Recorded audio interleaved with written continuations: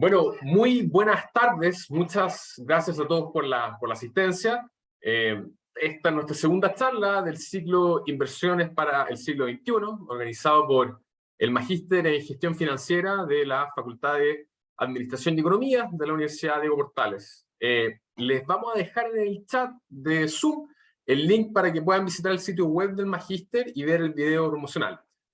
Aprovecho de inmediato de invitarlos a nuestra tercera charla, Reforma Tributaria, Análisis, Impacto y Perspectivas, el jueves 8 de septiembre a las 18 horas. Esta charla la va a realizar Cristóbal Gamboni, economista senior del Observatorio del Contexto Económico de la Universidad de Portales, el OSEC. Y bueno, el profesor Gamboni ha estado siguiendo de cerca la reforma y ha sido un protagonista del debate público, así que vamos a tener el privilegio de tenerlo presentando con nosotros. Pero hoy tenemos un invitado de gala, nos acompaña el doctor Nicolás Magner, quien va a presentar su charla Blockchain y criptomonedas, territorio y desafíos para la industria financiera e inversiones. Nicolás es doctor en Management y profesor de la Facultad de Administración y Economía de la Universidad Diego Portales. Además, es fundador del podcast sensación del último tiempo, Inversapiens. Eso tengo que reconocértelo, Nico. O sea, es una proeza tener un podcast de finanzas que atraiga a tanta gente. Y lo dice alguien que dicta regularmente cursos de finanzas. Bueno, el doctor Magner ha publicado en prestigiosas revistas científicas en temas de finanzas corporativas, finanzas conductuales, sincronización de mercados y criptomonedas. Pero por lejos, lo más importante de su currículum es que es profesor de nuestro magíster en gestión financiera y dicta el curso de criptomonedas y activos alternativos. Así es que quienes estén ya matriculados en nuestro magíster van a tener el lujo de tenerlo como profesor durante algunos meses.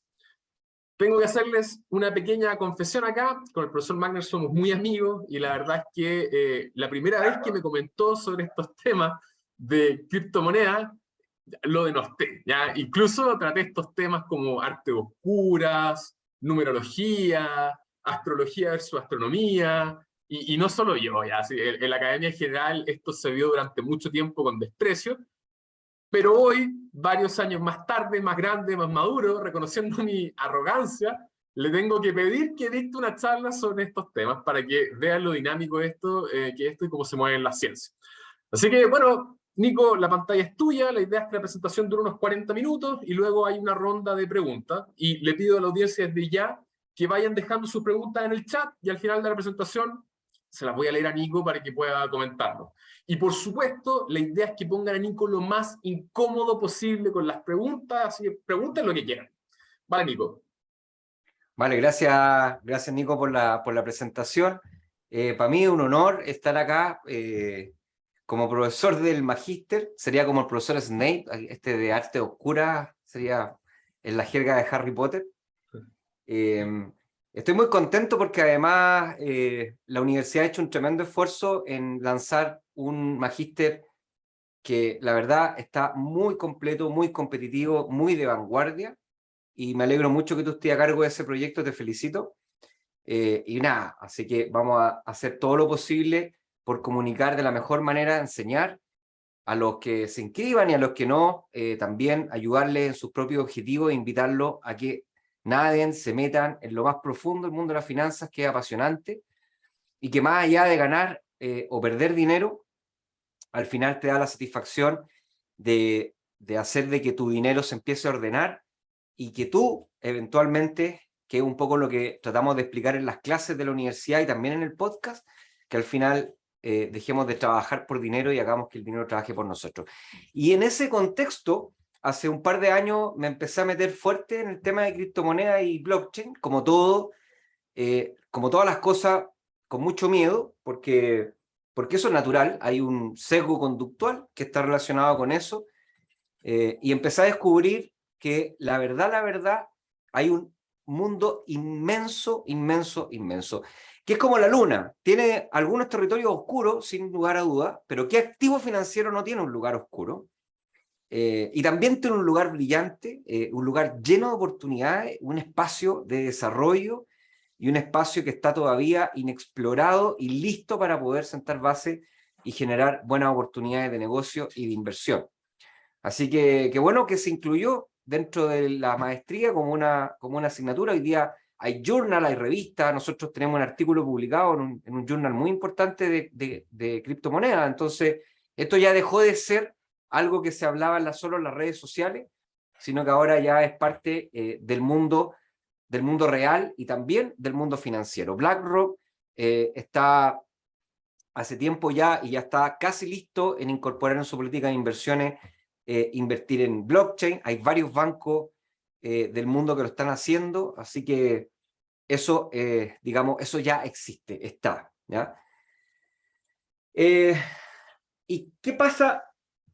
Y aquí lo que quiero explicarles es que cuando uno habla de finanzas, en realidad está viendo un reflejo de lo que conocemos como la economía real. Las finanzas no existirían si no existiera la economía real. Es la economía real que necesita el financiamiento para poder crecer, para poder innovar, para poder inventar, para poder expandirse. Y entonces lo que hace es que escribe contratos, escribe papeles que nosotros llamamos activos financieros, y en los mercados financieros los intercambia para poder obtener ese dinero de parte de los inversionistas y entonces invertir en sus proyectos. Y a cambio se comprometen entonces que todos los beneficios que se obtengan, o parte de los beneficios que se obtengan, se tienen que ir a los dueños de esos instrumentos. Entonces, el mundo financiero no existiría en el mundo, sin el mundo económico. Y esa es la gran crítica que tiene hoy día el blockchain y las criptomonedas. Los detractores dicen que esto es humo, que no hay fundamentales, que esto es un invento, que no hay un fierro detrás, o que no hay una máquina, un terreno que permita ver cómo esto ocurría. O sea, que fundamente que van a generar ganancias y por tanto estas ganancias van a llegar finalmente a los inversionistas ilusos que invierten en criptomonedas. Bueno, el caso es que están en lo cierto, pero parcialmente, ¿ya? Están en lo cierto porque finalmente, claro, estamos hablando de tecnología, aunque hay harto fierro de por medio. De hecho, los mineros de Bitcoin, por ejemplo, tienen que gastar miles de dólares en equipos, en equipamiento para poder minar la criptomoneda, así que sí hay fierro detrás. Sin embargo, en el 90% de los casos no es tecnología. Y lo mismo pasó en el caso de las .com. En la década de los 90 había un tremendo escepticismo con respecto a empresas que estaban respaldadas por una página, que era una página, y que decía que las utilidades se iban a generar en base al tráfico que fueran capaces de acarrear en la página, ¿cierto? Estas acciones vivieron un rally, ¿cierto? Su máximo en el 2000, después cayeron en la gran burbuja de las .com. Pero si uno mira a largo plazo, finalmente estas empresas, si bien es cierto, no tenían fierros detrás, tenían un tremendo fundamental, y era que existía Internet, y en algún minuto Internet iba a llegar a todas partes. Ya estamos en el año 2022, y claramente algunas de esas empresas que cayeron fuertemente en las .com hoy día valen más que un país entero. ¿Ya? Entonces, claramente lo que ocurre acá es que hay un factor de miedo que nos evita entrar en terrenos desconocidos, y por otro lado, nuestra escasa capacidad mental para poder proyectar el progreso tecnológico, porque nosotros miramos en forma lineal, no hay ninguna posibilidad de proyectar en forma exponencial. Pero vamos a hacer algunos ejercicios antes de partir con esto de blockchain. Bueno, aquí tienen 4 fotos en donde el uso de blockchain va a revolucionar nuestras vidas. Por ejemplo, en el área médica hay muchos proyectos de blockchain que se están desarrollando y que ya partieron y ya existen, que van a permitir guardar todos nuestros datos con secreto médico, sin ninguna posibilidad de ser hackeado, sin ninguna posibilidad de ser adulterado y sin ninguna posibilidad de ser robado, ¿ya? Eso es muy importante porque eso nos va a permitir tener nuestros datos médicos al alcance de nuestra propiedad o de la propiedad del médico que nosotros queramos. Eso va a permitir incluso que con robótica, con inteligencia artificial, los parámetros nos puedan avisar, nos puedan dar alertas tempranas de posibles enfermedades para poder protegernos rápidamente. Y lo más importante, el costo de almacenamiento se calcula que va a ser casi 1000 veces menor al costo de almacenamiento actual. ¿Gracias a qué? Gracias a blockchain. En las ciudades se van a volver súper inteligentes. Ya existe domótica, por ejemplo, que son artículos que funcionan con Internet. Es el Internet de las cosas. Se sabe que esto está avanzando, cada vez es más común ver cosas que se operan a través de Internet. Más adelante vamos a ver autos tripulados, por ejemplo, Y todo eso requiere un tráfico de información. Pero más allá de almacenar, necesitamos un tráfico de información que sea veloz, que sea rápido, que sea barato, obviamente, pero al mismo tiempo necesitamos que sea seguro y que sea inhackeable, inviolable. Bueno, ahí tenemos otra aplicación de blockchain. Para las votaciones, hoy día nos esperan, o este mes nos esperan algunas votaciones, ¿cierto? Importantes, el 4 de septiembre, y yo no sé por qué todavía no podemos votar por el celular. Algunos dicen no, porque bueno, eso puede ser hackeable o puede ser adulterado. Eso es falso porque con blockchain es imposible adulterar la red. Tú podrías votar y tu voto no podría ser adulterado. O sea, sería absolutamente transparente y podríamos estar viendo en tiempo real en nuestro celular cómo van las votaciones si es que quisiéramos. Hoy día existe la tecnología y es mucho más barato que las urnas. El desarrollo del genoma. Antes del 2019, yo me quedé en el 2019, el precio para sacarse el genoma humano, que es tu genética para poder detectar un montón de enfermedades, estaba a eso de $1.000. Había caído exponencialmente en los últimos 3 años, pasando de $10.000 a $1.000. Se espera que en el año 2023 ese costo caiga a los $100. Entonces imagínate todas las aplicaciones que van a haber en cuanto de almacenar esa información y por supuesto protegerla, proteger la privacidad y proteger la vulnerabilidad de esa información. ¿Qué es lo que vimos con el contagio, el coronavirus? Miles de millones de datos desordenados, poco prácticos, incruzables, imposible tomar decisiones de política pública y de salud pública. Eso es porque todavía nuestro sistema de información, no solamente el nuestro, sino que a nivel mundial, es arcaico, costoso y además está claramente al borde de ser hackeado. ¿Ya? Si se ven, por ejemplo, cómo se han hackeado distintos bancos, cómo se han hackeado bases de datos completas, ¿cierto? Hay noticias famosas de páginas de cita, por ejemplo, hay noticias famosas de los Panama Papers, por ejemplo, y un montón de otras cosas que son hackeadas a cada rato porque no tienen la seguridad suficiente. Blockchain tiene esa seguridad. Todo lo que tenga que ver con logística. Imagínate todas las transacciones, cómo han aumentado el volumen de transacciones globales, tanto por tierra, aire y mar. Hoy día necesitamos trazabilidad, necesitamos saber que lo que estamos comiendo, qué es lo que pasó, cuál fue la cadena de producción desde el productor hasta llegar a destino final. Todos esos son datos, todos esos datos se tienen que almacenar para poder tomar mejores decisiones y se tienen que proteger de forma segura porque pueden ser adulterados. Autos autotripulados, metaverso. Hoy día la Internet 3.0, la web 0.0 está abriendo los metaversos. Eso significa que muy probablemente muchos trabajos en poco tiempo se transformen en realidades virtuales, es decir, con gafas de realidad aumentada tú puedas tener reuniones tan normal como si estuvieras con un colega en una misma oficina. Todo el mundo de gamers, que es gigantesco, una de las industrias de mayor expansión en los últimos 10 años, todo eso se necesita información, se necesitan plataformas tecnológicas y todo eso se está empezando a hacer con blockchain. Lo mismo la robótica. Toda la gestión de desastres naturales. Hoy día uno de los grandes problemas que tienen los países es la gestión de datos para poder hacer modelos confiables y predictivos para poder gestionar de buena manera los desastres naturales. Y es porque, claro, la tecnología antigua para almacenar toda la información no alcanza para guardar suficiente cantidad de datos con la suficiente velocidad. Se van a poder empezar a prevenir, no se van a poder prevenir las sequías, por cierto, pero sí se va a poder gestionar el riesgo, por ejemplo, sí se va a poder gestionar el cuidado del agua, sí se va a poder inventariar el agua, se va a poder inventariar el riego, se van a poder tomar mejores decisiones respecto al uso de este recurso. Lo mismo pasa con los incendios. Hoy día hay mucha información que no se puede almacenar de parte de satélites para detectar áreas de riesgo de incendio. Y así sucesivamente, no solamente prevenir, sino que después ir a la catástrofe y ayudar a todas esas personas con medios de pago eficientes, tener la información al día.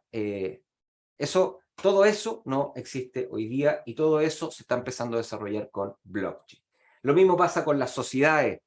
Todo el tema, todo lo que tiene que ver con información que está generando conflictos o, por ejemplo, información que hoy día es robada para poder generar conflictos sociales, que no es transparente, todo este tipo de cosas se está empezando a abordar con el mundo de la blockchain. Y lo que nos interesa a nosotros, ¿qué es lo que está pasando en el mercado financiero? Y aquí me voy a detener un poco porque esto sí es muy importante hoy día y vamos a hablar de esto. Cuando hablamos de fintech, Estamos hablando justo del área que converge entre blockchain y todas las aplicaciones que se puedan hacer en el mundo de la finanza. Eso es fintech, ¿ok? Y aquí tenemos, ¿cierto?, la larga literatura de consumer finance, ¿cierto?, que habla de por qué un individuo o una empresa ocuparía una industria financiera. Entonces aquí tenemos toda la industria de pagos, ¿ya? Y eso está escalando en forma exponencial. Cada vez hay más locales, cada vez hay más negocios en Internet, incluso países completos que están empezando a aceptar a Bitcoin como una moneda de transacción.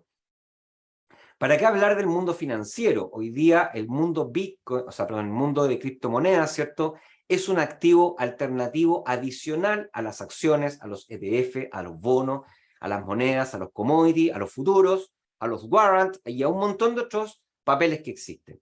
Tienen, por cierto, cierta volatilidad, obviamente, pero son instrumentos que hoy día no solamente permiten hacer ganancias de capital, es decir, comprar barato y vender caro, sino que hoy día hay toda una plataforma que permite generar ingresos con tus criptomonedas. Es decir, hoy día tú puedes invertir en una criptomoneda pagando comisiones mucho más bajas de lo que pagan en promedio otros activos financieros, y lo puedes invertir en un ecosistema para que genere más criptomonedas. Es decir, cumple con las condiciones de un activo financiero en cuanto a generar valor para un inversionista. Lo mismo ocurre en el mundo corporativo, ¿ya? Esa foto que ven abajo, yo traté de que se viera como una junta de accionistas. Uno de los grandes problemas que tienen hoy día las finanzas tiene que ver con la poca transparencia de los gobiernos corporativos y la información de la empresa.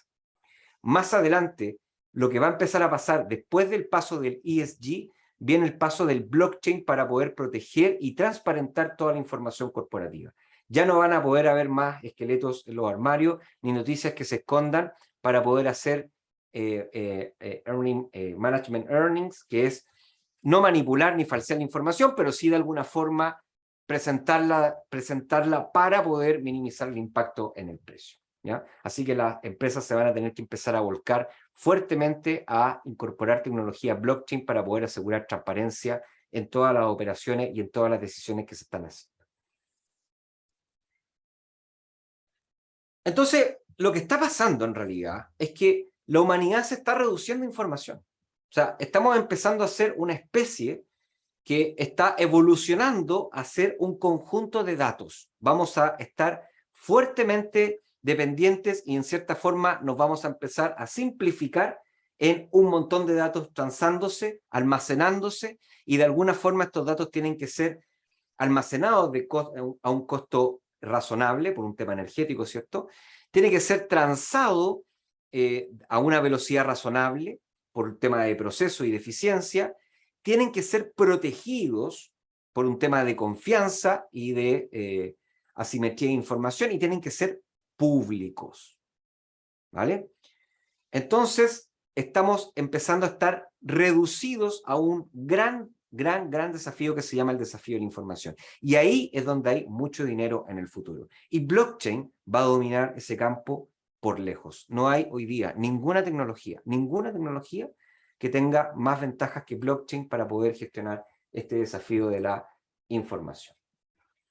Esto existe hace 75 años, ¿ya? Ni tan nuevo tampoco, ¿ya? Es verdad que el debate empezó a explotar durante la pandemia, medio porque estábamos encerrados, aburridos, medio porque el precio empezó a subir y empezó a notarse, ¿cierto? Algo que existía empezó a tener un volumen tan grande que empezó a ser interesante para el resto, y obviamente siempre los noise traders van a ir detrás de las tendencias positivas, y eso hizo que esto se acelerara llegando a niveles impensados. Después el mercado ha corregido, el mercado de las criptomonedas ha corregido en el último año. Hoy día estamos en un año que es claramente bajista, todavía no ha llegado a niveles previos de los 13.000, los 10.000, el Bitcoin sí está a niveles bajos, 21.000, pero se ha comportado de forma estable. O sea, tampoco sufrimos lo que sufrieron las .com, que este comportamiento de burbuja, ¿cierto? Que es una explosión, una caída en picada libre. Hubo una corrección de mercado, pero también hubo corrección de mercado en la renta variable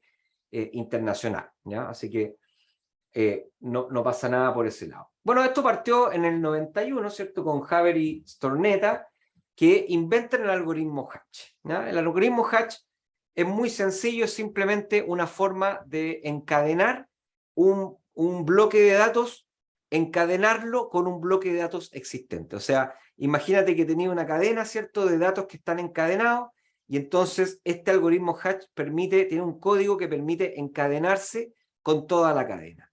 ¿Dónde está el punto? Muy fácil, que si tú quieres alterar ahora esa información o cualquier información del eslabón de la cadena, ese eslabón le tiene que pedir permiso a toda la cadena, haciéndolo inviolable. O sea, tendrías que hackear la cadena completa, lo cual es absolutamente imposible. Bueno, nunca digamos que las cosas son imposibles, pero al menos son altísimamente improbables. Eso no servía de mucho porque era simplemente un algoritmo. Entonces fue en el 96, 5 años después, que Hinckley agarró esto y lo transformó en algo real conectando computadoras y creó el peer-to-peer, ¿ya? Muchos de nosotros que somos más viejos no alcanzamos, o todavía quizás existe, yo no lo ocupo, pero en su minuto nos transábamos música a través de los computadores, ¿cierto? Y entonces descargábamos un programa, y este programa lo que hacía era que si tú guardabas la música en cierta carpeta, otras personas podían venir y descargar la música desde tu computador, y tú al mismo tiempo podías descargar la música desde otros computadores que estaban instalados en una red. Eso se llama, en este lenguaje, un peer-to-peer, un P2P, es decir, yo descargando archivos desde el computador de otra persona y viceversa. Después de eso, en el 98, Day entonces empieza a generar el primer algoritmo descentralizado, es decir, ya no era música o archivos lo que se transaban, sino que se empezaron a transar información que permitía generar transacciones. Es decir, empezábamos ahora a tener un algoritmo que a mí me permitía, al momento de transar, por ejemplo contigo, Nico, transábamos, y entonces este algoritmo se encargaba de ver mi billetera virtual, de verificar que efectivamente existieran los fondos, y entonces, de acuerdo a las características de la transacción, ¿cierto? Supongamos $1000, entonces imputaba esos $1000 en tu billetera. Y esa información, entonces, y esa es una información contable con día, ¿cierto? Con hora y con monto, pero lo más importante, sin los nombres, sino que solamente con el código de ambas billeteras, quedaba entonces en un libro, y ese libro se empaquetaba y se pegaba en la red. Entonces, si es que de alguna manera yo, por ejemplo, hackeaba tu computadora, Nico, y decía, no, mira, ya no tiene los 1000 porque se los robé, entonces no iba a poder, porque para hacer eso yo tenía que cambiar el eslabón que se pegaba a la cadena, y no iba a poder porque para eso tenía que pedir la autorización al resto de los eslabones. Entonces no podía hacer ese hackeo de transferirte los 1000 y después robarte los 1000, ¿ya? Y ya en el 2008, el famoso Satoshi Nakamoto, que es una persona que todavía no se sabe si es persona o si es un grupo o si es un invento, la verdad es como parte de la mitología de esta industria, crea el blockchain, ¿ya? Y con eso se crea Bitcoin, que es la moneda, obviamente la criptomoneda más importante.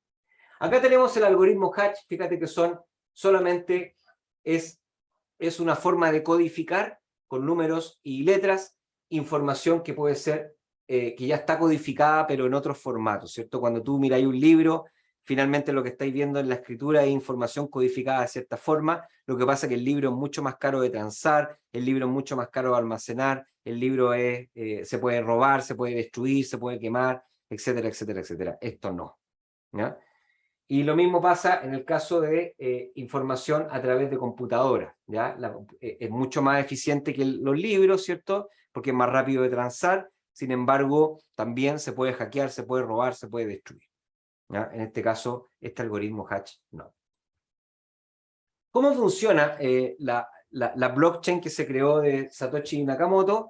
Es un peer-to-peer. Entonces, ¿qué pasa? Imagínate, Nico, que hacemos una transferencia. Entre ambos, yo te hago una transferencia de $1000. Se genera un código Hatch que está codificando, ¿cierto? Pues se llama cripto, ¿ya? Se está encriptando esa información que lleva que de mi billetera con cierto código salen 1000, que esos 1000 llegan a tu billetera con cierto código, y eso pasa en cierto día y en cierta hora, a cierta hora. Y eso se transforma en un hash, en un código, ¿ya? Ese código se tiene que verificar. ¿Qué significa verificar? Significa que necesito que exista alguien en alguna parte del mundo conectado a la red, por donde se va a hacer la transferencia, que resuelva un problema matemático para poder ganarse el concurso de poder transformar ese algoritmo Hatch y después de acumular varios algoritmos Hatch, hacer un bloque y pegarlo a la cadena. ¿Qué gana esta persona que se llama minero? Gana una compensación que es una criptomoneda. En este caso, en el blockchain de Satoshi Nakamoto es un Bitcoin o una fracción de Bitcoin. ¿Ok? Entonces, finalmente, el minero lo que está haciendo es que está oficiando como banco. Finalmente, un banco, si tú lo pensáis, si yo te hago una transferencia y tú tenías otro banco, ambos bancos tienen un sistema de generación y de registro de información y ambos dicen, oye, yo estoy aquí acreditando que efectivamente Nicolás transfirió $1000 a esta cuenta que es de Nicolás Harvey. Y aquí está. Pero ese banco es una unidad centralizada que me cobra por eso y además es altamente hackeable. En este caso, a diferencia de un banco, es una unidad descentralizada, porque no sabemos en qué computador del mundo se va a hacer ese registro, pero lo que sí sabemos es que la información que se genera ahí va a quedar pegada en la blockchain y no se va a poder adulterar, porque para poder adulterar como está codificada y pegada en el resto del bloque, tendríamos que mover todo el bloque para poder mover. O sea, todo el bloque se va a dar cuenta que yo estoy moviendo un pedacito de la cadena, para ponerlo en forma más lúdica. Se genera el nuevo bloque y por eso entonces el minero es compensado y eso se llama la prueba de trabajo, el proof of work. Prueba de trabajo en Internet, nosotros lo hacemos todo el día. Cuando entonces queremos recuperar una clave y nos dicen marque los semáforos y nosotros tenemos que manualmente picar ahí para poder marcar las imágenes que tienen los semáforos, eso es un proof of work en lenguaje computacional. En este caso, como no podemos tener a una persona haciendo pruebas de trabajo manuales, lo que se hace es que se resuelve un algoritmo matemático. Y entonces el dinero es transferido, ¿ya? Entonces, bueno, el pago para esos mineros es criptomoneda, es por lo cual ellos trabajan. Y después entonces ellos generan un mercado secundario. Esto es muy parecido a las acciones. En este mercado secundario ellos pueden tomar sus bitcoins y los pueden ir a transformar en dinero fiat, que es el dinero que nosotros conocemos. ¿Y por qué quisieran dinero fiat? Porque tienen que pagar electricidad, tienen que pagar la cuota del computador que tienen instalado ahí, tienen que pagar refrigeración, bueno, y un montón de otras cosas que se necesitan para poder tener una granja que digamos, se preocupa de minar o se encarga de minar Bitcoin. Granjas que por lo demás están quedando fuera de moda, lo más probable que en un año o incluso menos el proof of work desaparezca. Su valor se sustenta obviamente en la utilidad de los bloques. Y eso es la clave. ¿Por qué?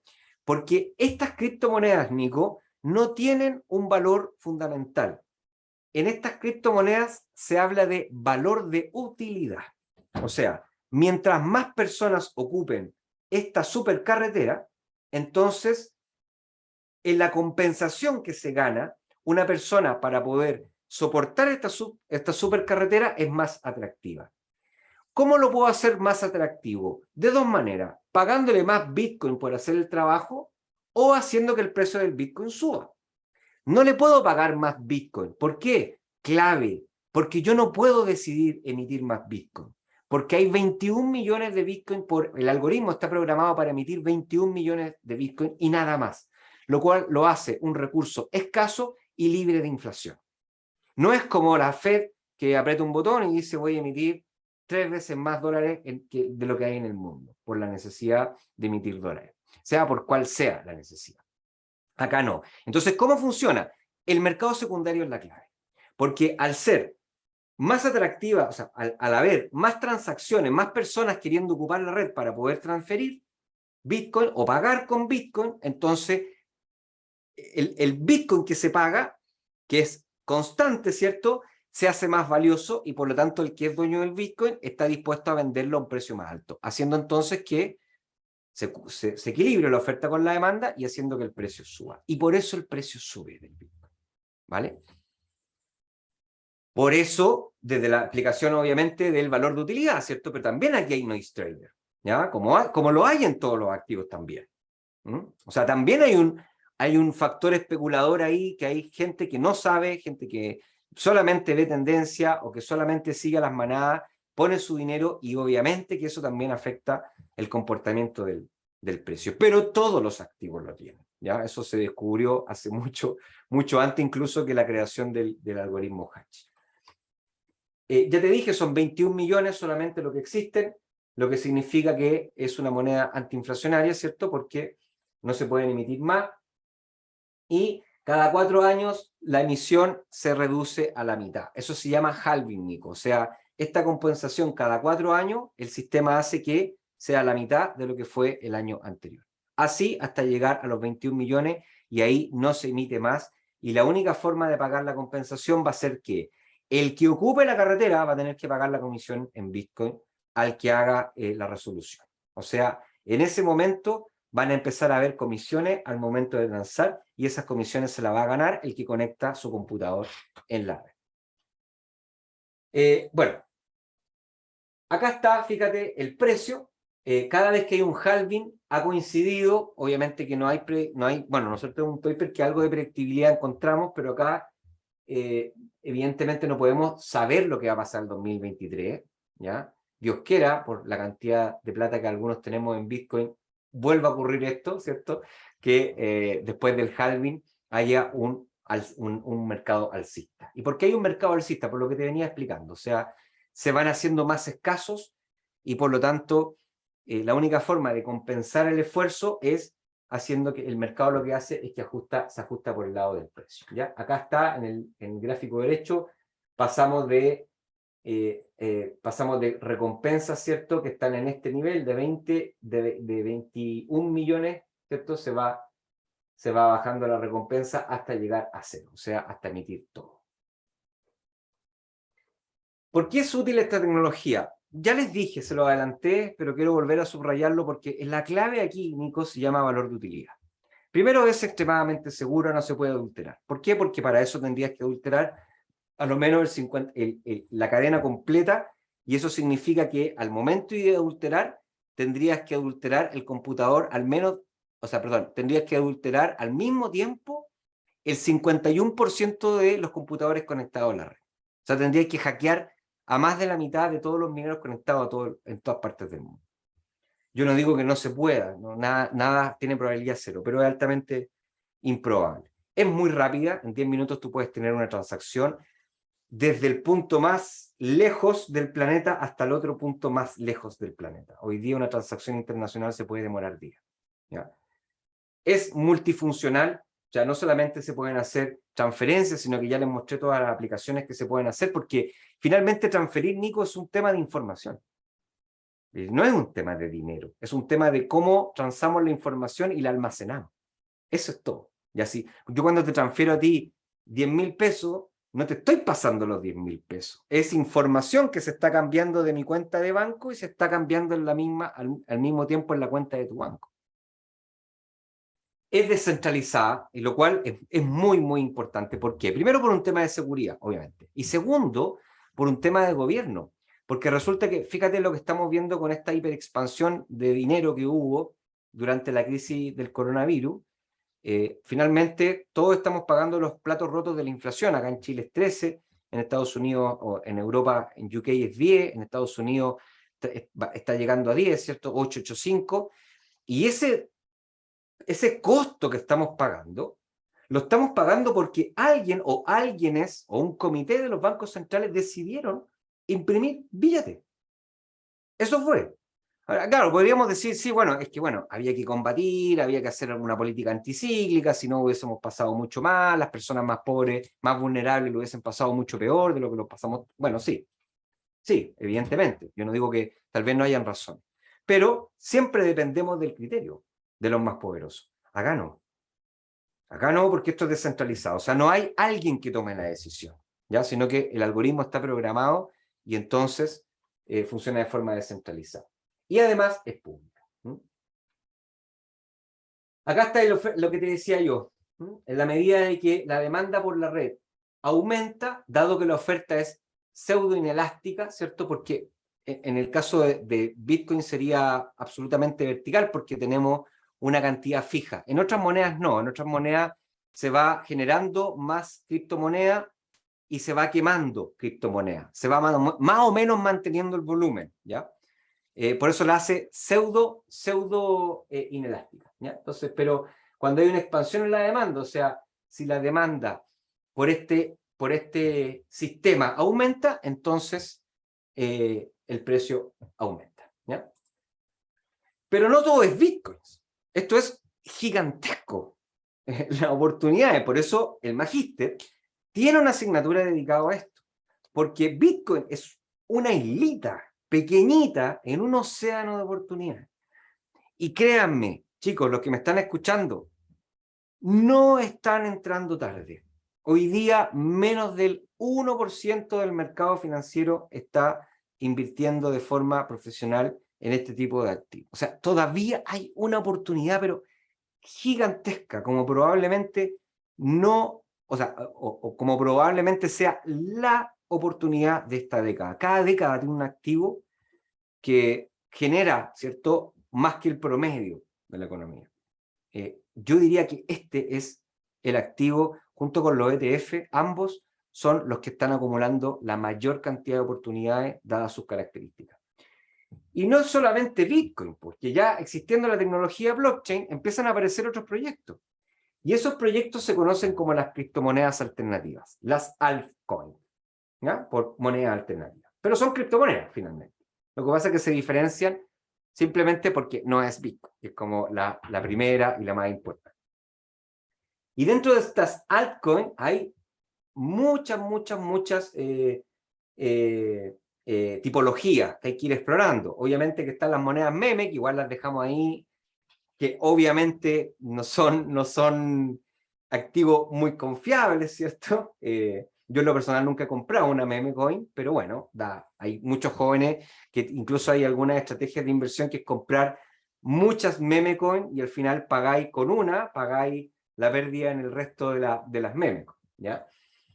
Pero además hay otras que son importantes, como por ejemplo las criptos con colateral, por ejemplo todas las stablecoin. Hay muchas, tú sabes, hay muchas monedas que tienen como colateral el dólar. O sea, en el fondo se hacen cargo, dicen, mira, yo no tengo una propuesta de valor como la tiene Bitcoin, que tú podés transferir seguro, rápido, confiable, bla, bla, bla.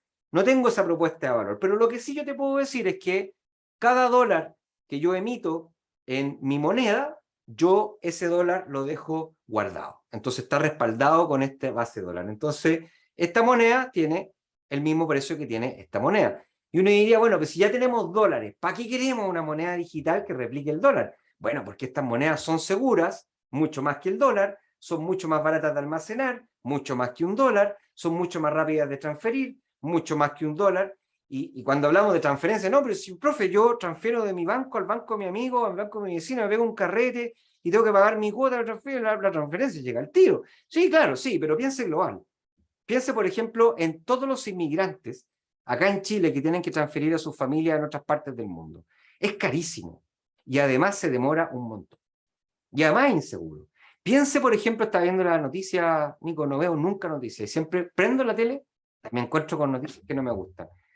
A un caballero jubilado, oye, en la calle le robaron la pensión, le robaron un montón de cosas que le habían pagado. Ese es el problema del dinero fiat. Ese es el problema del dinero fiat. Bueno, están los tokens, los NFT, que la están rompiendo. Claro, uno diría, profe, esa es una pelotudez, ¿no? Son monitos, tarjetita, polidita, no tienen ninguna... Sí, estoy de acuerdo. Pero los NFT son tokens no fungibles. ¿Qué significa un token no fungible? Que respalda algo físico, como esto, pero que no se puede dividir en dos partes. O sea, es un token que no se puede dividir. Piensen, muchachos, en la monstruosidad de oportunidades en el sector inmobiliario. Ya se están empezando a pilotear proyectos en otras partes del mundo en donde se están tokenizando las casas y las propiedades. Y tú podrías perfectamente transar tu propiedad o transar arriendos de tu propiedad utilizando estos NFT de manera rápida, segura, barata y muy eficiente, haciendo que el gran problema de la liquidez de los mercados inmobiliarios desaparezca.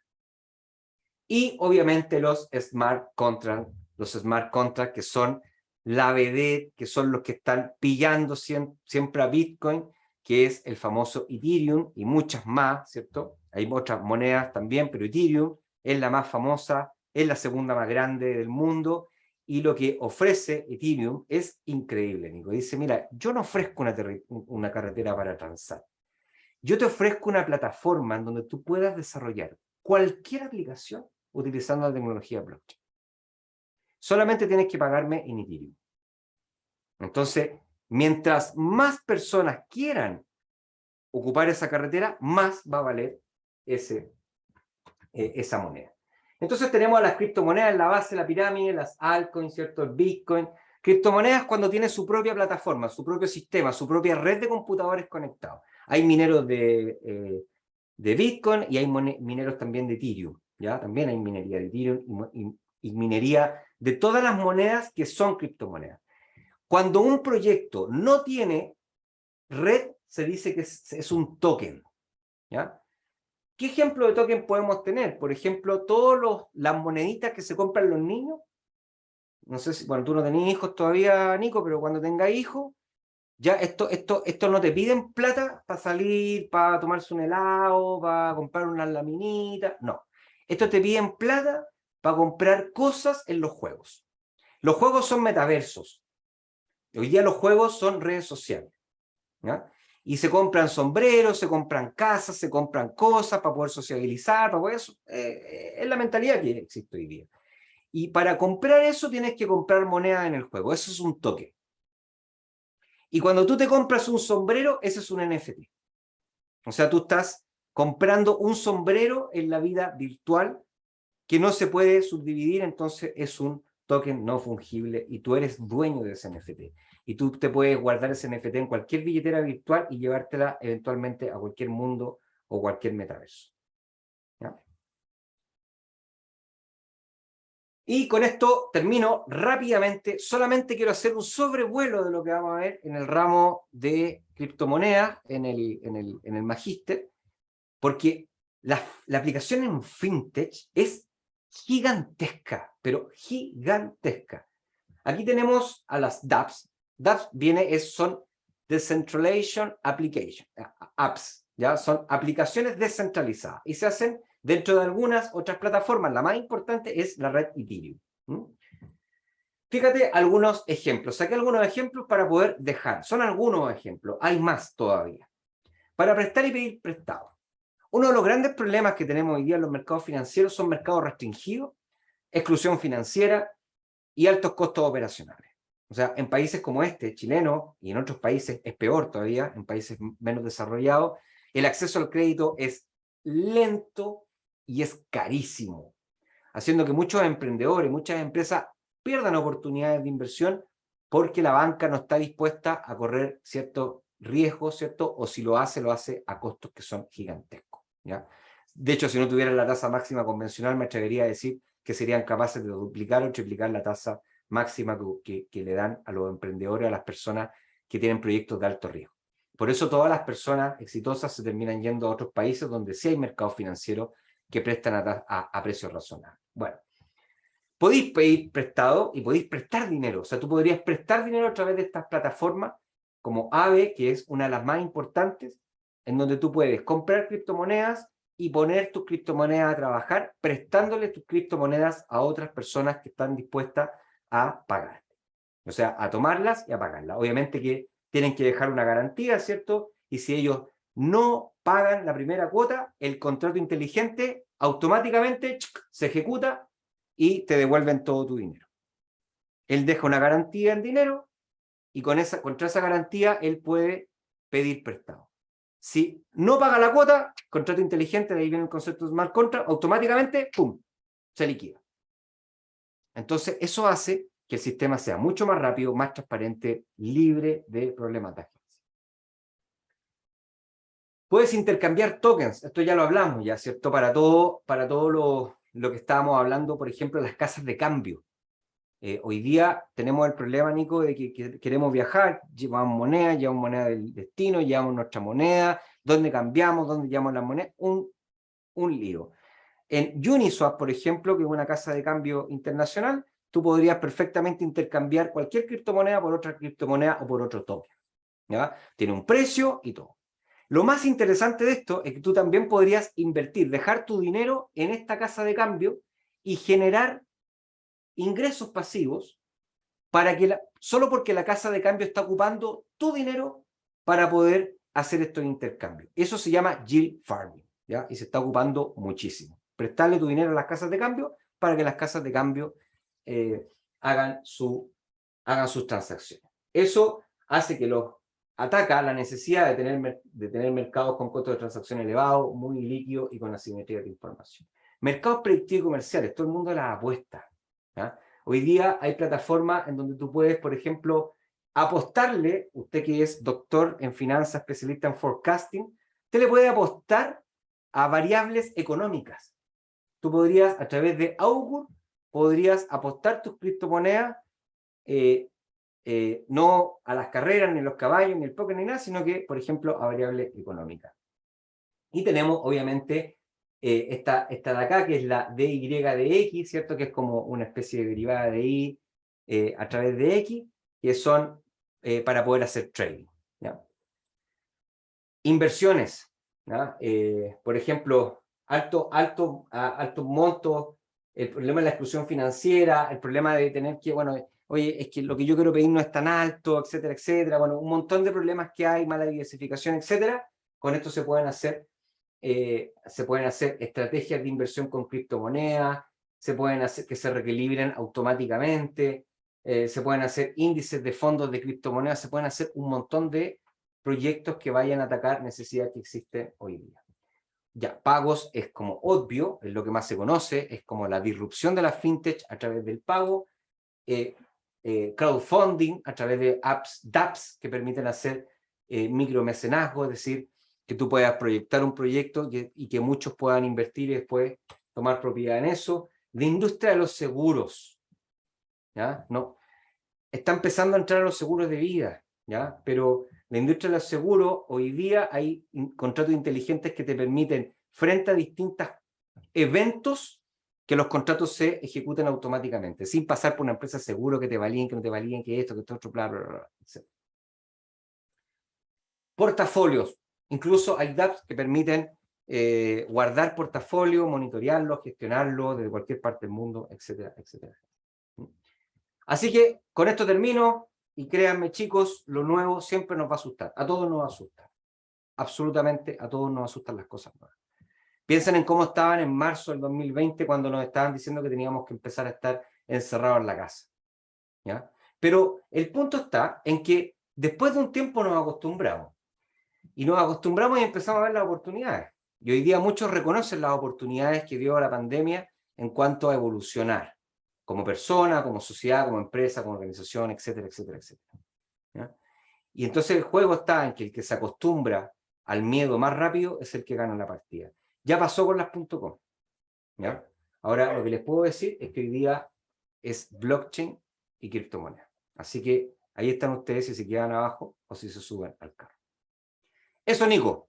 Gracias por la invitación. Excelente, Nico. Muchas gracias. Muy interesante. Sin duda, podríamos estar una semana hablando de esta cuestión, o 2 meses, como en el Magíster, en el curso que estás dictando. Así que, no, recordarle a todos que el profesor Magner hace justamente el curso de criptomonedas y activos alternativos en el Magíster.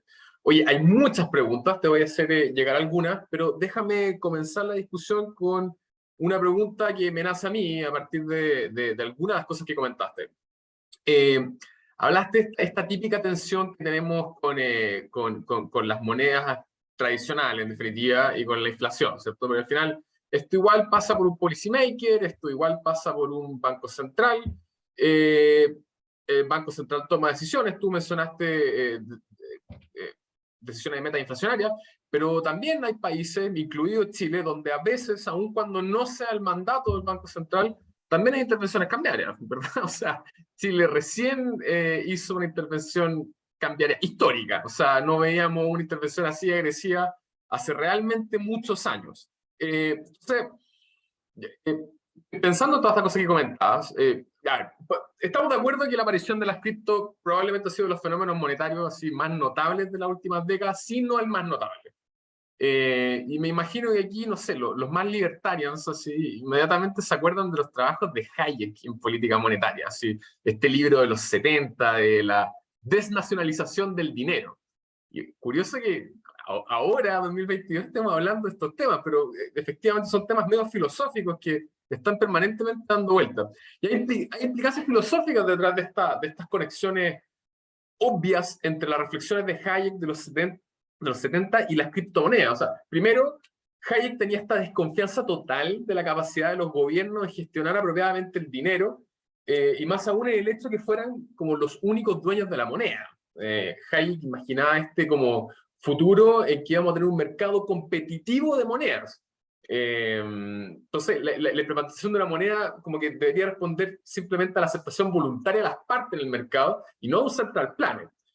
Y, y en definitiva debería de a poco tomar un distanciamiento de la política monetaria tradicional, debería alejarse de la regla monetaria de un banco central, y las monedas deberían ser independientes de los intereses políticos o arbitrarios del gobierno del momento, que es un poco lo que ocurre con las monedas de los gobiernos, obviamente en algunos países más que en otros. Entonces, primero te quería preguntar, ¿será que estas predicciones de Hayek están un poco subvaluadas? ¿No? O sea, ¿habrán sido un forecast muy bueno de Hayek? ¿Dejan de Bueno, tener un rol las monedas tradicionales en el futuro? ¿Ves fricciones en este trade-off moneda tradicional sí, y sí, claro, por cripto? cierto. Sí, sí. A ver, es como Julio Verne, ¿ya?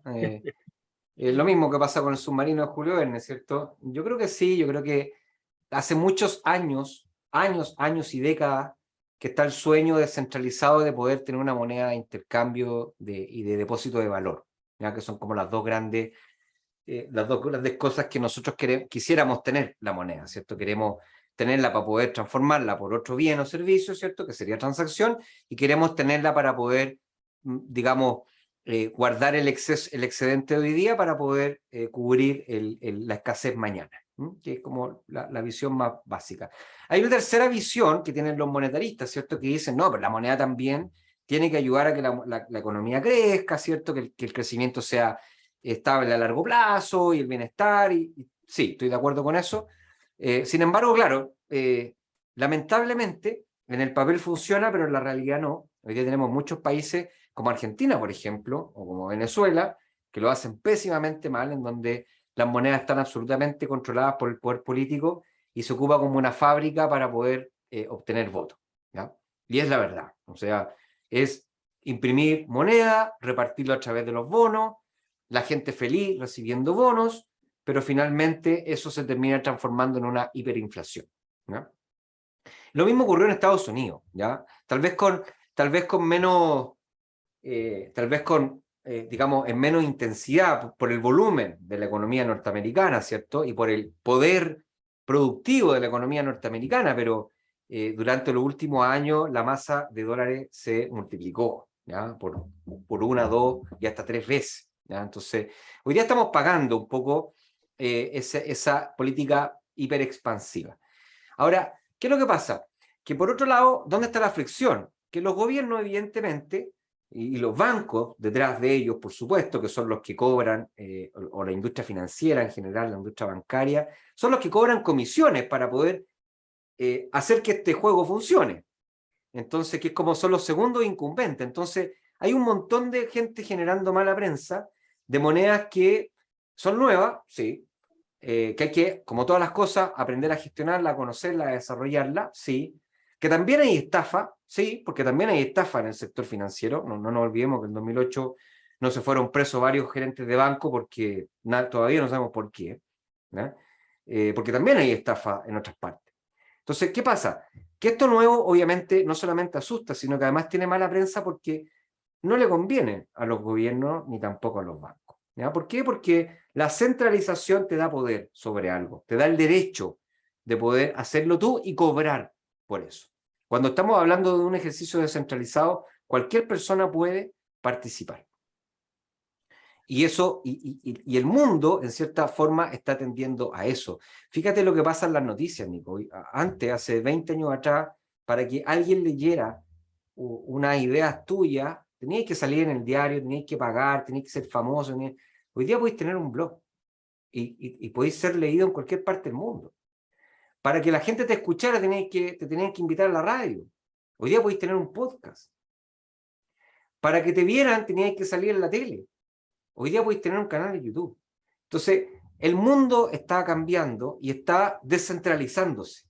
Y lo que está empezando a pasar es que la tecnología nos está permitiendo, así como nos permite viajar de un lugar a otro en horas de distancia, cuando antes esos viajes podían demorar meses, la tecnología también nos está permitiendo hacer cosas que antes pensábamos imposibles de hacer. Y en particular tiene que ver con transar moneda, pero es solamente un pedacito. O sea, las personas podrían perfectamente armar proyectos en la red Ethereum o en otras redes en donde podrían poner casas de cambio, podrían poner casas de apuestas si quisieran. Yo no digo que lo hagan, pero podrían hacer casas de apuestas, podrían hacer proyectos de casas de bolsa, ser brokers, ¿cierto? Podrían inclusive poder tener un portal inmobiliario, en donde podrían, por ejemplo, transar NFT. Y ya haría, por ejemplo, que el conservador de bienes raíces, que by the way, gana más de 15 millones al mes. Una persona que gana 15 millones, más de 15 millones de pesos al mes, ya no es necesario tener conservador de bienes raíces. ¿Y por qué no? No, porque yo compré este NFT que representa este activo que está instalada en tal parte, y aquí está el registro del blockchain, y eso es inviolable. No me lo quita nadie. Súper. Oye, voy a recoger alguna de las preguntas. Ahora, José espérate, Manuel, Nico, perdona, sí, no quiero que quede instalado algo. No es que vaya a desaparecer lo que existe, no. Las cosas se van acomodando y va a haber espacio para ambos. ¿Ya? Yo no estoy diciendo que a lo mal, tú, ¿cierto? Que esto vamos a desaparecer, ¿cierto? Porque la población se va a multiplicar en forma exponencial y el alimento es lineal. No, yo no estoy diciendo que eso ocurra. Lo que yo estoy diciendo es que existe, va a existir y va a seguir creciendo. Y hay una oportunidad ahí. Eso estoy diciendo. súper. José Manuel pregunta, ¿qué pasaría si el precio de Bitcoin cae lo suficiente como para que ya no haya incentivo para los mineros en mantenerse activos? ¿Hay algún peligro ahí de hackeo, de no tener minero activo en la blockchain? Buena pregunta. A ver, la minería tiene una variable que no lo mencioné en la charla porque es un tecnicismo, pero está bueno, gracias José Manuel ahí por la pregunta, que tiene que ver con la complejidad matemática. ¿Ya? Entonces, ¿cómo se regula? Si es que hay poca transacción, entonces lo que necesitamos son pocos mineros, pero hay muchos mineros conectados. Entonces, lo que hace el algoritmo es que se vuelve más complejo, haciendo entonces que sobrevivan los más grandes y los más eficientes. Y si hay mucha transacción, entonces eso hace que necesitemos más mineros haciendo el trabajo. Y eso hace entonces que el algoritmo se vuelva más fácil de resolver, haciendo que entren más mineros. Y de esa forma entonces se va regulando esta, digamos, plataforma. Ahora, no sé qué decirte, porque no existen nunca las probabilidades cero. ¿Ya? O sea, podría llegar eventualmente a valer cero, pero por ejemplo, con el escándalo que hubo en Terra, con la moneda Terra, ¿cierto? Con Luna, aún así, un tremendo escándalo, la moneda no llegó nunca a cero y probablemente se irá a recuperar el día de mañana, muy a largo plazo. ¿Ya? Siempre la recomendación aquí, Nico, para todos los que van a invertir en criptomonedas, y esto lo decimos siempre en los cursos y en la universidad. Uno, tiene que ser dinero que tú no vayas a necesitar en los próximos 3 años. O sea, no podéis vender la casa y meter toda la plata en criptomonedas. Tiene que ser dinero que tú puedas decir, mira, lo voy a tener invertido aquí y no lo voy a necesitar en los próximos 3 años. 2, tiene que estar muy bien diversificado. O sea, no solamente poner todo en Bitcoin, menos poner todo en monedas raras, sino que debiesen tener un portafolio de unas 7, 8 monedas y ojalá las monedas más grandes por capitalización bursátil. ¿Ya? Y 3, tienen que tener en casas de cambio que sean famosas, que sean grandes y que les permitan poner a trabajar ahí mismo su dinero para poder obtener rentabilidad. Súper. Oye, bueno, voy recogiendo ya la última pregunta. Rodrigo, como que revive esta vieja discusión de hasta qué punto los activos tienen valor si es que están respaldados por fundamentales o no. Entonces, a grandes rasgos, la reflexión que hace es bueno, tú en una moneda tradicional tienes el sustento de la balanza de pago, de lo fundamental de la moneda, el commodity export, etcétera, etcétera. Y no es tan claro que Bitcoin tenga una balanza de pago detrás que sustente su valor o tenga algunas listas de fundamentales con las cuales uno pueda traquear o respaldar el valor.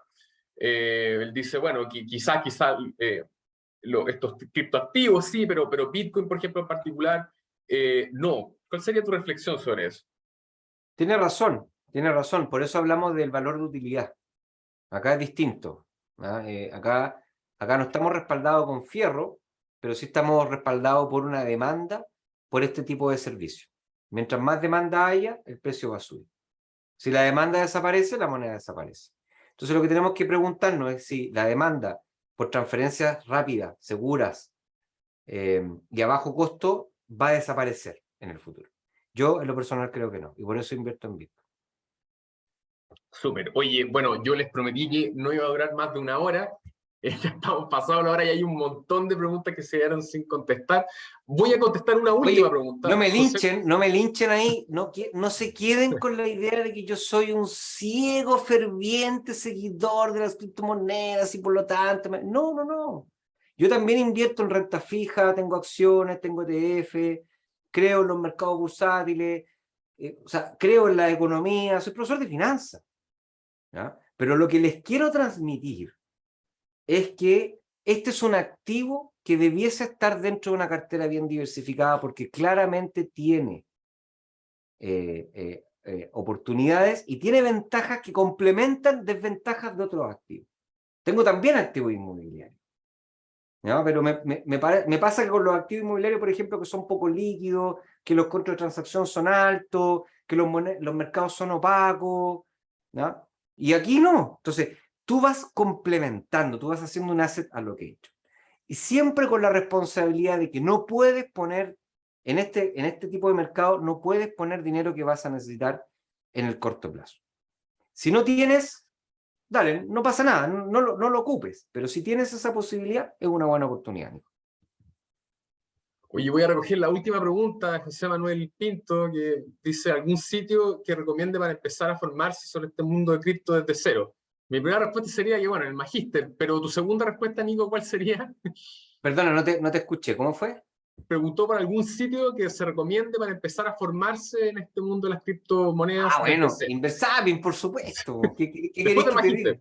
Magíster. No, claro, no, sí, obviamente. Sí, no.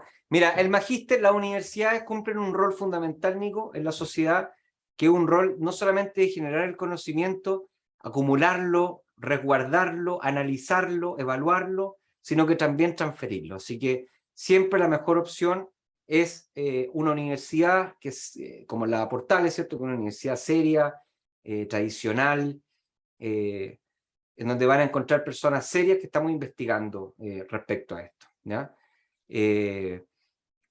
Ahora, claro, no sé, tal vez habrá algún libro, no sé, alguna revista. Yo en lo personal lo he hecho mirando de muchas partes y probando con prueba y error, investigando varias horas. Entonces, claro, y también podrían, si necesitan hacerlo a bajo costo o a costo gratis, podrían escuchar ahí el podcast que hay hartos capítulos de eso. Pero claramente las universidades son las que resguardan el contenido, el conocimiento y lo transfieren.